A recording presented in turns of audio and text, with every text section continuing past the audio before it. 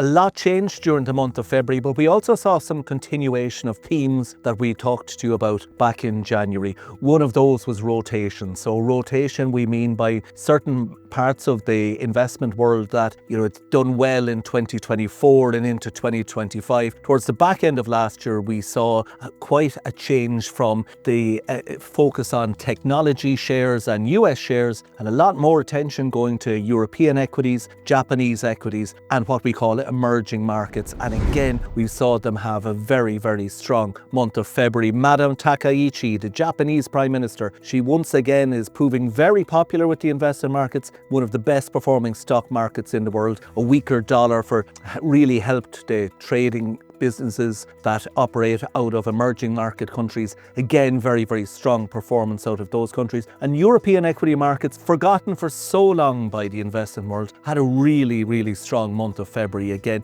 US market, when we look at it in euro terms, had a negative month of February. So again, we're seeing signs of this rotation. And that is on the back of some very, very healthy corporate news that came out of big US companies. What are they a bit nervous about? Well, they're worried about some parts of the technology world overdone, overvalued, and also some of the extraordinary capital expenditure plans that many of them have announced. The artificial investment world is likely to continue to grow at the rate we've seen to date, but the market is getting worried. Are they using so much cash, and also the amount of borrowing that is taking place from some of these businesses? We also talked to you about the importance of diversification, not just across equity markets, but also across other asset classes. And we saw the bond market delivered reasonable returns during the month of February. Government bonds actually this time did a little bit better than their corporate counterparts. So we saw a lot of European bonds doing well on the signs of improving inflationary position. And UK government bonds had a very strong February,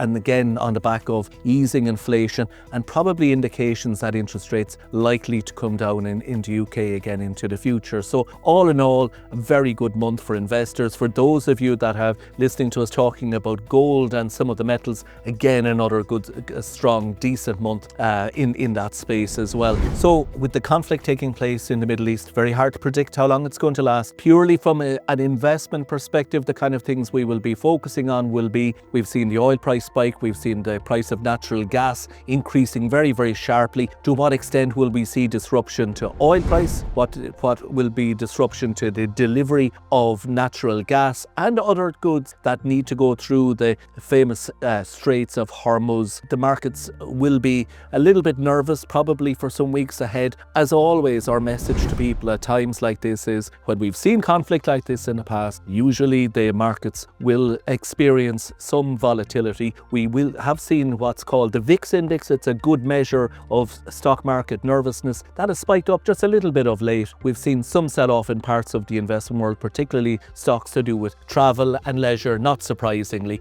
but overall much less serious sell-off in markets than many had predicted. The key message we would say to you is, make sure your investments are well diversified across geographies and across asset classes and across industry sectors. Remain invested and allow the markets to recover, as inevitably they always do. Make sure that if you are nervous about what's going on, reach out and get good advice, and please get in touch with us here in Fairstone if you need to do so. Thank you for your time.